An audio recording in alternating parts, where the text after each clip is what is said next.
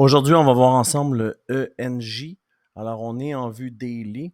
Et puis, ce que je remarque tout de suite, c'est que dès que le ENJ brise le 50e ici, et puis on est sur le point de le briser, il faut juste attendre le candle close, alors le petit pullback qui va faire ça. Alors, ce que je remarque en fait, c'est que dès qu'il passe le 50e, il y a un pump. On a un ici, on a un ici, et puis il va en avoir un ici. Maintenant, quels sont les targets pour ces pumps-là? On a seulement besoin qu'à voir le passé pour comprendre le futur. Alors, le premier pump est ici. Alors, on a eu un 77% lors du premier pump. Alors, si je reviens ici, le deuxième pump, dès qu'on passe le 50e, 120%. Alors, selon moi, dès que le token va revenir sur ses pieds, regardez, je vais vous montrer ce qui devrait se passer, c'est que le token va faire ça ici, faire un pullback et repartir à la hausse, comme on a vu ici. OK, un pullback ici, un petit pullback ici. Alors, et même ici, si on veut, il revient au 50e. Ici, revient au 50e. Alors, quels sont les targets? Il va revenir ici au minimum 100%. Mais si on prend les pics, on a eu un pic ici, un down, un pic ici, down.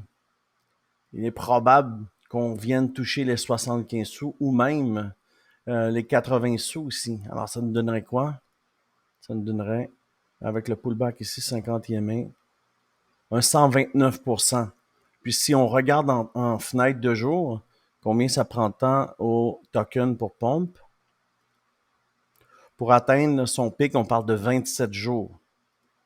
Alors, si on prend le token à partir d'aujourd'hui, on met 27 jours,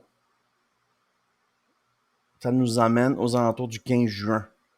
19, 15, vous voyez?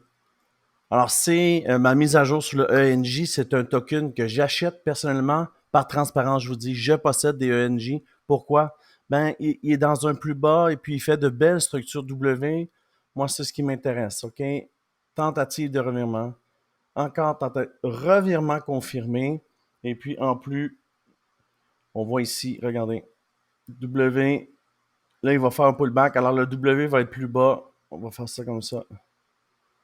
C'est exactement le genre de structure que je cherche. Alors, ce que je vais faire, moi, ce que j'ai déjà fait, en fait, c'est que j'ai acheté ici.